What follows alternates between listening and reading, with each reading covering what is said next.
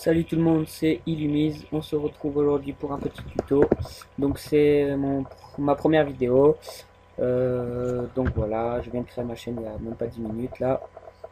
Donc on va apprendre les bases de Cinema 4D. Donc vraiment les trucs pour débutants quoi, ceux qui viennent de le télécharger ou qui s'en ont jamais servi, je sais pas.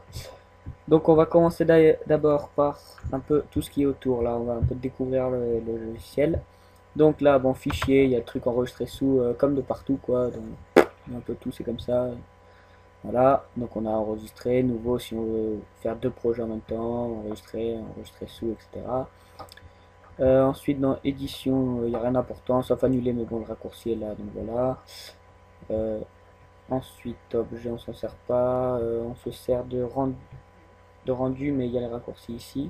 On va se servir de mot graphe, on va pas mal s'en servir de ça parce qu'il y a mot texte ici, donc c'est ce qui va nous permettre d'écrire un texte. Par exemple, si je clique là-dessus, hop, il y a le texte qui apparaît normalement.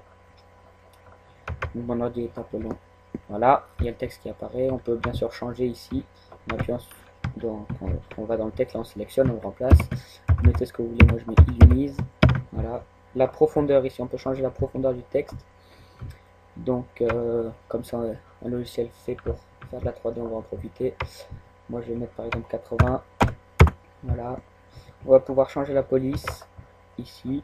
Donc, ça, c'est pareil, hein, vous mettez ce que vous voulez. Là, c'est pour l'exemple. On va vous cliquer ici. Non, il y a, voilà, il y a tout ça qui s'affiche. Prenez n'importe quoi. Voilà, ça. Là, il y a rien qui a changé. Non plus. Je vais essayer de prendre une police qui change un peu. Ah, voilà. Par exemple, ça. Donc, voilà. Ensuite, on va se servir ici peut-être éventuellement de là. Donc on reste appuyé en fait, on reste appuyé sur le carré là. Ensuite, on va pouvoir choisir si on veut faire un cube, n'importe quoi, une boule. Voilà, donc par exemple si je prends le cube, voilà, il y a un cube qui apparaît. Je peux le déplacer, le faire tourner en appuyant ici là, hop. Je le fais tourner comme ça, voilà. Ici c'est pour faire agrandir, si je veux agrandir le cube ou le rétrécir. Donc là c'est pour le déplacer, en haut, en bas, voilà il est bizarre. Donc bon, je vais le supprimer, je n'ai pas besoin.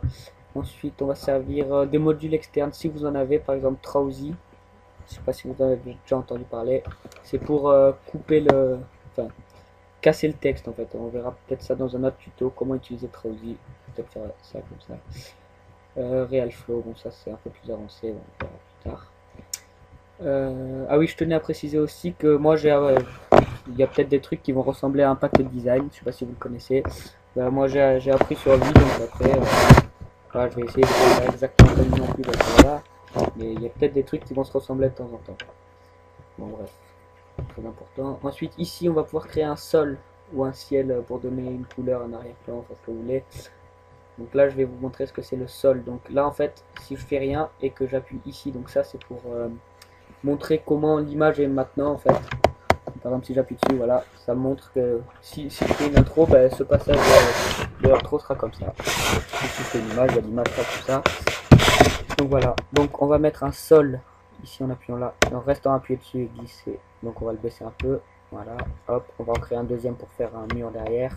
Donc en tournant ici, on peut choisir la rotation, la position, etc. Là c'est la rotation qui nous intéresse, on va mettre 90. Voilà, et le reculer un peu. Voilà, et donc maintenant ça nous fait beaucoup plus sympa, comme ça. Voilà. Donc ça c'était donc les cubes que je vous ai montré. Ça j'ai jamais compris à quoi ça servait. Enfin c'est censé faire casser des trucs ou je sais pas, mais moi ça marche jamais. Bon bref, on s'en gère pas. Ça c'est pour mettre une caméra. Donc on va rester appuyé dessus pareil. Donc tout ce qui est ici en fait on reste appuyé dessus et après on choisit différents trucs. Donc là j'appuie sur caméra et j'ai ici ma caméra qui est là. Voilà, comme ça. Donc là je vois où elle filme. Et si je veux me mettre dans son œil, on va dire, j'appuie ici sur le petit carré qui est là à côté de la caméra. Hop, ça devient blanc. Et là je suis dans la caméra donc je peux la déplacer. Voilà. Pour l'instant on va la laisser comme ça. Ensuite là c'est les lumières. Donc soit on met une lumière classique comme ça. Hop, attendez, si j'arrive à l'attraper. Voilà, une lumière comme ça, c'est une petite boule. Ça fait pas mal.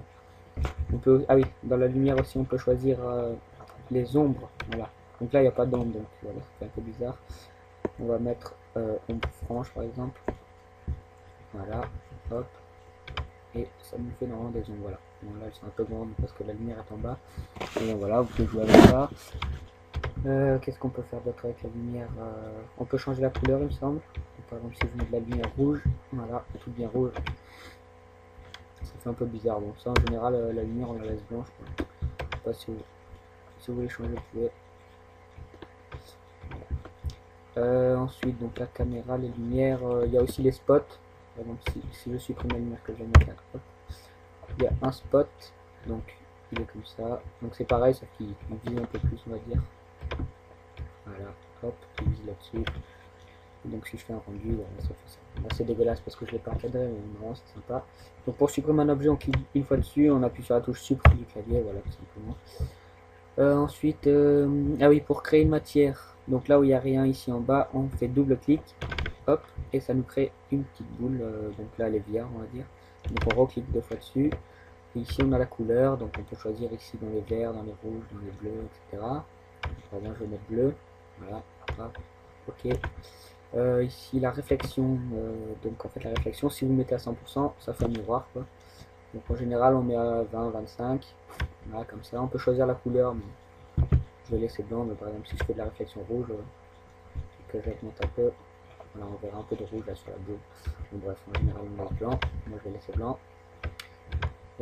Donc il faut, donc en fait au départ la réflexion elle n'est pas activée, il faut appuyer ici sur la cocher quoi. Ensuite, des lueurs, bon ça je m'en sers rarement, mais il y en a qui s'en servent, c'est pour qu'il y ait un contour en fait sur la... Voilà, comme ça, que ça fasse un peu comme ça sur le texte. Même si je le glisse dessus, hop, là ça se voit pas, mais quand je fais un rendu, normalement il devrait y avoir des lueurs. Là, ah voilà, donc là il y a des lueurs, c'est un peu fantôme quoi. Ça aussi vous pouvez régler l'intensité de la lueur, enfin l'intensité de tout d'ailleurs, toutes les intensités seraient. Donc bref, la lueur moi je m'en sers pas, donc l'intensité de la réflexion, je vous ai montré tout à l'heure. Donc ça on va fermer. Ensuite donc si on veut mettre la matière, on va prendre la matière, la faire glisser sur ce qu'on veut quoi. Donc moi là je l'ai fait glisser sur le texte déjà. Ici on a la timeline.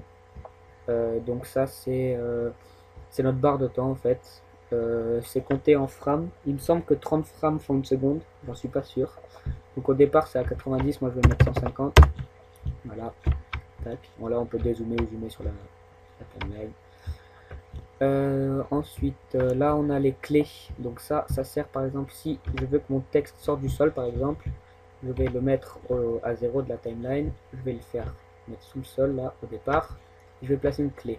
Donc la clé en fait ça va faire que l'objet que j'ai sélectionné à ce moment de la timeline, je veux qu'il soit à l'endroit où je l'ai placé, et donc je place une clé pour le fixer là quoi. Donc ensuite si je veux que 2 secondes après il sorte, je le mets ici, donc 60 frames, ça fait à peu près 2 secondes normalement. Je sors du sol et je replace une clé.